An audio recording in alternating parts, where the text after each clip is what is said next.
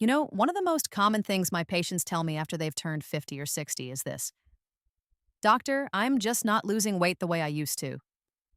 Maybe you felt that too. You used to be able to skip dessert for a week, or go for a few extra walks and the pounds would come off. But now, despite your best efforts, the scale barely moves. And maybe you've tried one of those strict diets, low carb, low fat, juice cleanses, fasting plans, and they left you feeling deprived, frustrated, and sometimes even heavier than when you started. Let me tell you something important. Maintaining a healthy weight after 50 or 60 does not mean starving yourself or following a strict diet that makes you miserable. The truth is, our bodies change with age. Hormones shift, our metabolism naturally slows, muscle mass decreases, and everyday life might look different than it did when we were younger. So, of course, what worked for you in your 30s or 40s won't necessarily work now.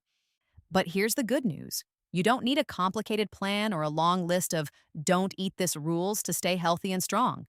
What you really need are simple, sustainable habits, small shifts that fit naturally into your daily life, that keep your energy steady, your heart healthy, and yes, help your weight stay in balance without you feeling punished. And I want you to imagine something with me for just a moment. Imagine waking up in the morning, slipping on your favorite clothes, and feeling comfortable in your body, not because you're on some strict regimen, but because you found a rhythm that works for you. That's possible. And in this video, I'm going to show you exactly how. Welcome. I'm so glad you're here with me today. If this is your first time joining, I've spent many years walking alongside people in their 50s, 60s, 70s, and beyond as they navigate the challenges and joys of aging well. Today, we're going to talk about how to maintain a healthy weight without falling into the trap of strict dieting. I'm going to share with you what I've seen work in real life with my patients. Simple, realistic strategies that you can start using today. We'll talk about why your body changes as you age, what foods really make a difference, how gentle movement can keep your metabolism alive, and why sleep, stress, and even your daily routines matter more than most people realize. So, whether you've struggled with weight for decades, or you just want to make sure you're staying on track for the years ahead, this is for you. And remember, this is not about chasing a number on the scale.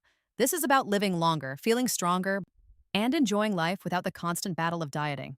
Let's start with one of the most important truths I share with every patient.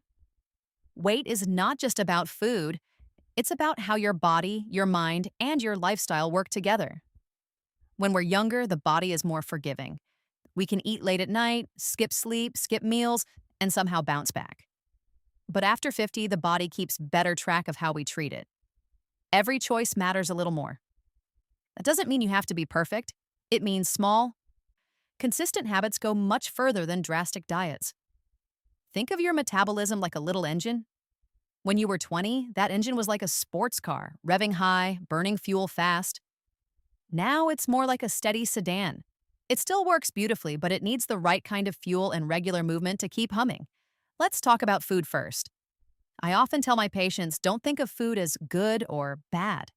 Instead, think of how it makes your body feel and how long it keeps you satisfied. For example, if you have a breakfast of sugary cereal, you might feel good for about an hour, but then you crash.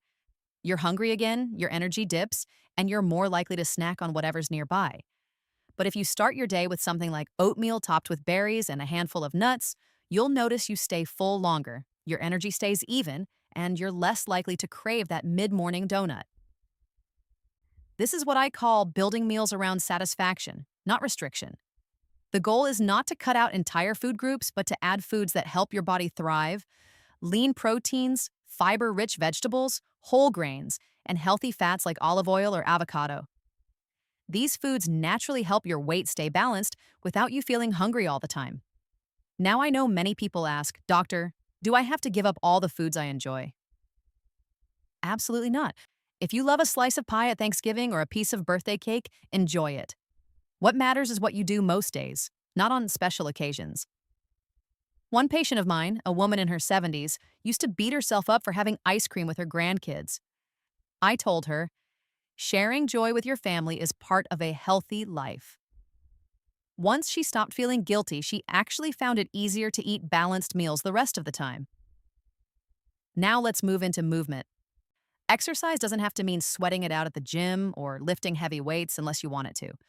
For most of my senior patients, the most powerful exercise is walking. Yes, just walking. Daily consistent walking helps your heart, your bones, your joints, your mood, and your weight. And you don't have to walk miles at once. Even 10-minute walks after meals can make a huge difference in how your body processes food and regulates blood sugar. And let me tell you about another patient. He was in his early 60s, retired, and felt sluggish. I asked him about his routine, and he realized he was sitting almost all day.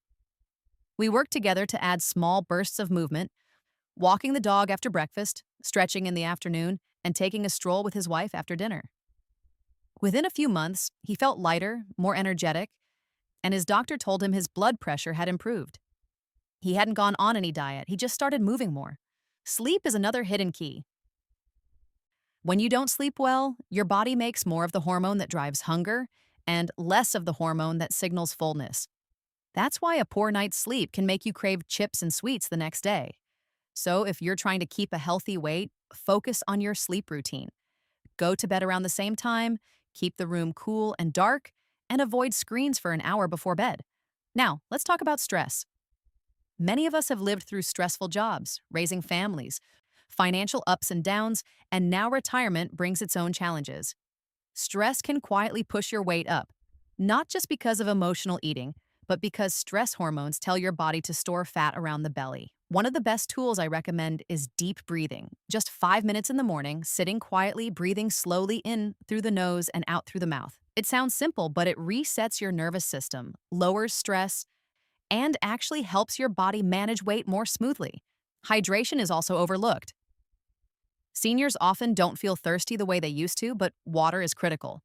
Drinking enough water helps your digestion, keeps you from confusing thirst with hunger, and even supports joint health. I often suggest carrying a refillable water bottle during the day, so sipping becomes a habit. And let's not forget about social life. Eating is not just about calories, it's about connection. Sharing meals with friends, family, or community can encourage healthier choices, and it helps fight loneliness, which is a huge factor in health. I once had a patient who joined a senior cooking group at her local church. She told me it was the highlight of her week. Not only was she eating better, but she was laughing more, moving more, and she said she felt 10 years younger. Throughout all of this, the theme is simple. Instead of dieting, build rhythms that make you feel good. Wake up, drink water, move your body, eat balanced meals, get your sleep, and give yourself permission to enjoy life. Over time, the weight will often take care of itself, and even if the scale doesn't budge much, you'll feel stronger, lighter, and healthier. Another area we need to talk about is muscle health. After the age of 50, we naturally lose muscle mass each year, a process called sarcopenia. And here's the tricky part. When you lose muscle, your metabolism slows even more. That means your body burns fewer calories even when you're just sitting or resting. The solution is not dieting harder. The solution is maintaining your muscle. Now, I know many of you might be thinking, Doctor, I don't like gyms. I don't want to lift heavy weights. And I hear you. The good news is you don't have to. Simple strength activities at home, like using resistance bands, light dumbbells, or even just body weight exercises such as sit-to-stands from a chair can be powerful. I once had a 70-year-old gentleman who could barely climb stairs without getting winded. We worked together on just 5 minutes of gentle strength training 3 times a week. Over the months, his muscles became stronger, his balance improved, and not only did he lose a few inches around his waist, but he also told me he felt more confident walking outside. Building muscle isn't about looking like a bodybuilder. It's about keeping your independence, keeping your metabolism active, and protecting yourself from falls and injuries. And believe me, your future self will thank you for every small effort you make today. Now let's talk about one of the hidden saboteurs of weight, mindless eating. Picture this. You sit down in the evening, turn on the TV, and grab a bag of chips. You tell yourself you'll just have a few, but before you know it, the bag is empty. Does that sound familiar? Many of my patients laugh when I mention this because it's such a common part of American life. The problem isn't enjoying chips, it's that distracted eating makes it easy to eat far more than you intended without even noticing. One practical habit I recommend is mindful eating. That means when you eat, even if it's just a snack, you put it on a plate, you sit at a table, and you pay attention to the flavors, textures, and the feeling of fullness as you go. This small shift often leads to eating less without even trying because you're present with your food. I'll share a story. A woman in her mid 60s used to snack every night while watching her favorite TV shows. She wasn't even hungry, but it became a routine. We worked on slowing down and asking herself one simple question before grabbing a snack. Am I hungry or am I just bored? Sometimes she'd still have the snack, but other times she chose tea or a piece of fruit, or simply decided she didn't need it. Over time, those small changes helped her lose weight naturally without feeling deprived. Now let's shift into beverages. Many people forget that what we drink can quietly add a lot of calories and sugar. Soda, sweet tea, flavored coffee drinks, they add up quickly. But here's the catch. They don't make you feel full, so you end up eating just as much food on top of them. I'm not here to tell you never to enjoy your favorite latte or an occasional soda, but making water your main drink most of the time can make a dramatic difference. If you like flavor, try sparkling water with a squeeze of lemon or unsweetened iced tea. It's a swap that your body and your waistline will appreciate. Portion sizes are another hidden factor. In the US, we've gotten used to very large portions. Restaurant plates are often enough for 2 people, yet we're taught to clean our plates. A simple trick I recommend is to use smaller plates at home. Your brain actually feels more satisfied when a plate looks full, even if the portion is modest. One of my patients tried this and she laughed when she realized she was just as satisfied with less food, simply because her mind was convinced the plate was abundant. I also want to address something important. Weight isn't just physical, it's emotional. Many of us use food for comfort, for celebration, or even for distraction. There's nothing wrong with that, but it becomes an issue when it's the only tool we have to cope. If you find yourself reaching for food every time you feel lonely, anxious, or sad, try adding another soothing activity into your life. Maybe it's calling a friend, going for a short walk, listening to music, or practicing deep breathing. Over time, those other tools can help reduce emotional eating without you even realizing it. Let's not forget about routines. The body thrives on rhythm. If your meals are at wildly different times each day, your hunger and fullness signals get confused. But if you have a gentle routine, breakfast within an hour or two of waking, lunch around midday, a light dinner, and perhaps a small snack, you'll find your energy steadier, your digestion smoother, and your weight easier to maintain. Another point that surprises people, not eating enough can actually make it harder to manage weight. When you skip meals or cut calories too harshly, your body goes into conservation mode. It slows your metabolism to protect you. I've seen seniors who try to eat as little as possible only to feel weak, tired, and frustrated when they don't lose weight. Once they started eating balanced meals with enough protein and fiber, they felt stronger, and their weight naturally began to shift. Speaking of protein, I want to emphasize this. After 50, protein is your best friend. It helps you maintain muscle, keeps you full longer, and supports healing and repair. Try to include a source of protein at every meal, whether it's eggs, chicken, fish, beans, or Greek yogurt. One patient of mine used to have just toast and coffee for breakfast. She'd be starving by 10 o'clock. Once we added scrambled eggs and a little fruit, her whole morning changed. She stayed full, her energy was higher, and she wasn't grazing all day. Let's talk a little about community. Did you know that studies show people who eat in groups tend to have healthier weights than those who always eat alone? Meals shared with friends or family often involve more vegetables, more home-cooked food, and slower eating. Plus, laughter and conversation are good for your health. If you live alone, consider inviting a neighbor for lunch, joining a community meal program, or even having virtual dinners over video calls. And finally, let's talk mindset. If you've spent years dieting, you may carry a lot of guilt or frustration around food and weight. I want to invite you to let that go. Your body deserves kindness. Every day is a new chance to treat it well.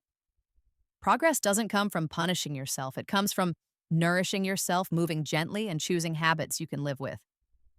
Let's take a moment to talk about holidays and special occasions because they can be tricky. Many of my patients tell me, "Doctor, every time the holidays come around, I lose control. There's too much food, too many sweets, and before I know it, I've gained 5 pounds." I always remind them, Holidays are not about restriction, they're about celebration. The trick is not to avoid every treat, but to approach them with balance. For example, at Thanksgiving, fill half your plate with vegetables, a quarter with lean protein like turkey, and then enjoy your favorites in the remaining space. Yes, even the mashed potatoes or pie. Eat slowly, enjoy the company, and give yourself permission to have those special foods without guilt.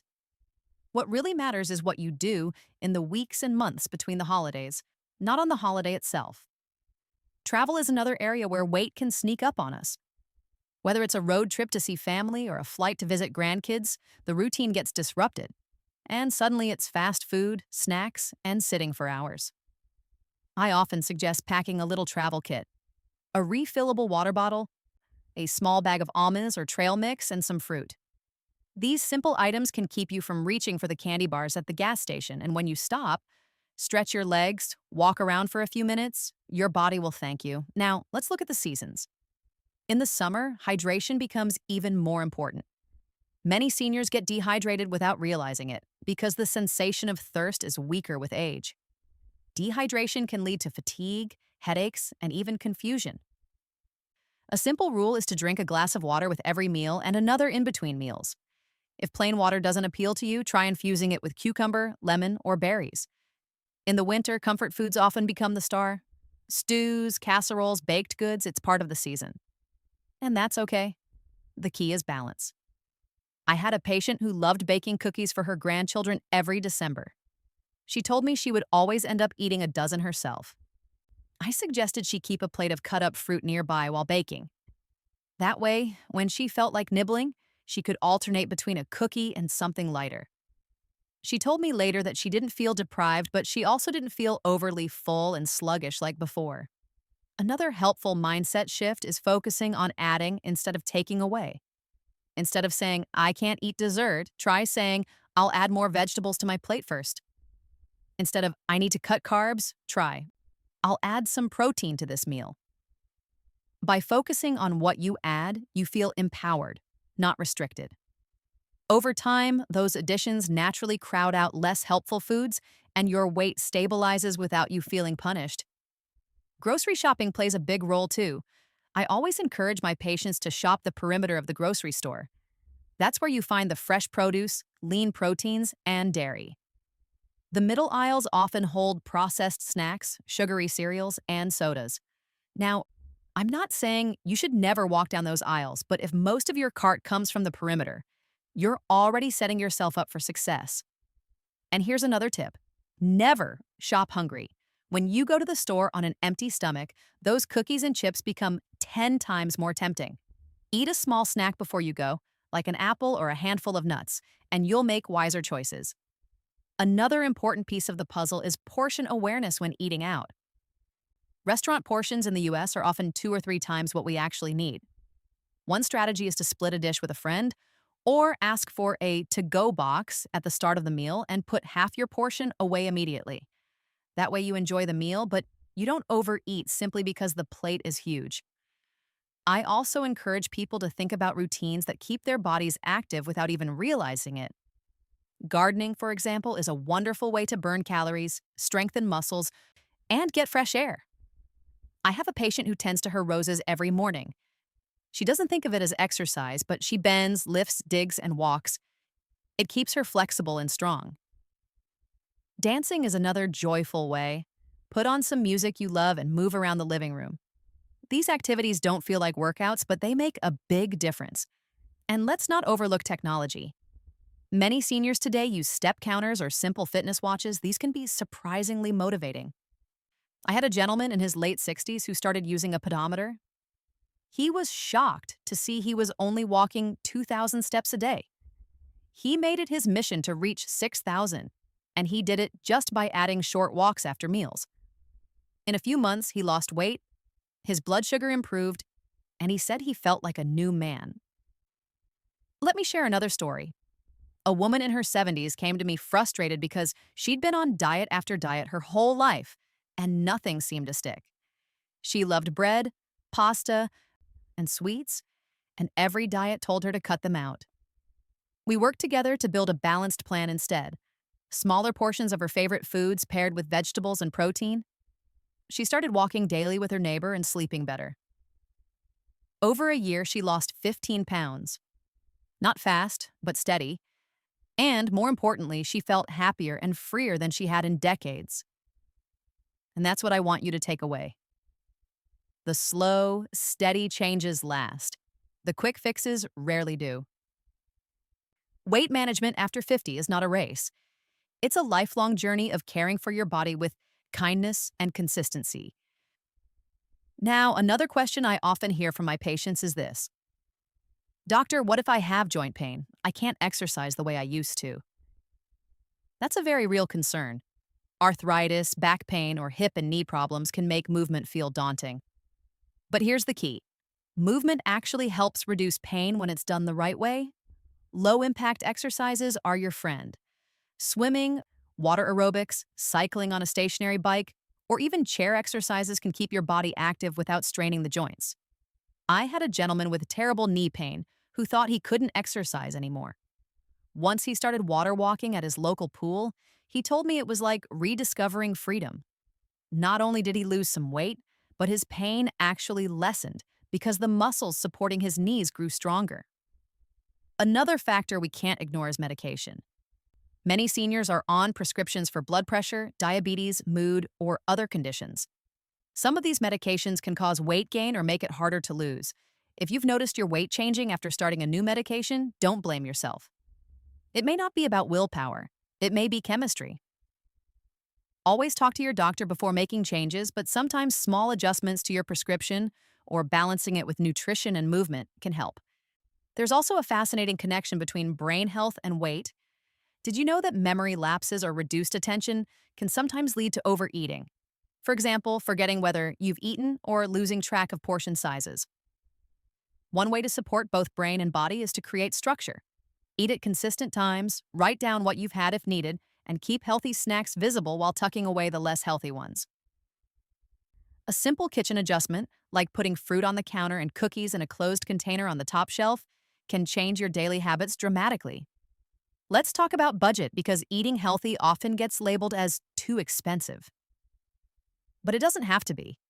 Frozen vegetables are just as nutritious as fresh, often cheaper, and they last longer. Beans, lentils, and eggs are affordable sources of protein. Buying whole grains in bulk saves money. And cooking at home is nearly always less costly than eating out.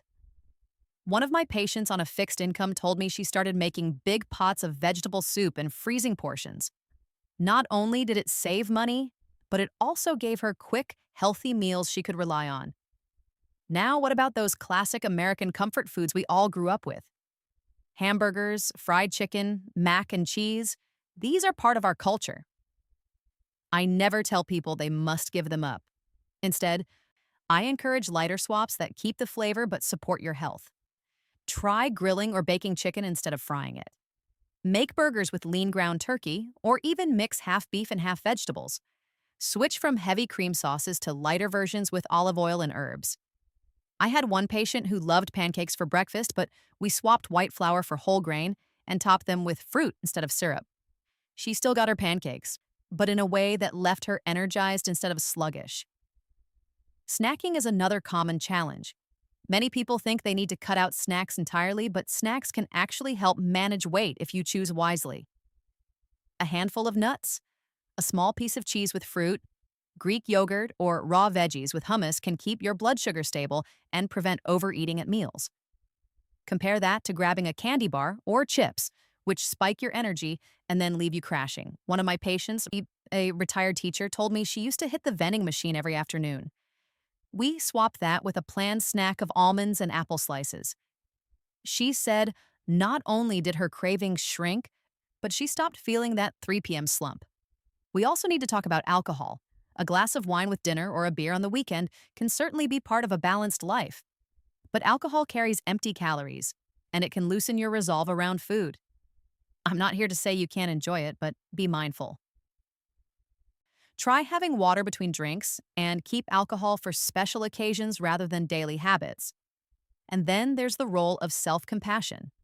I can't tell you how many times I've seen people make one slip, like enjoying dessert and then throw away the whole week because they felt guilty.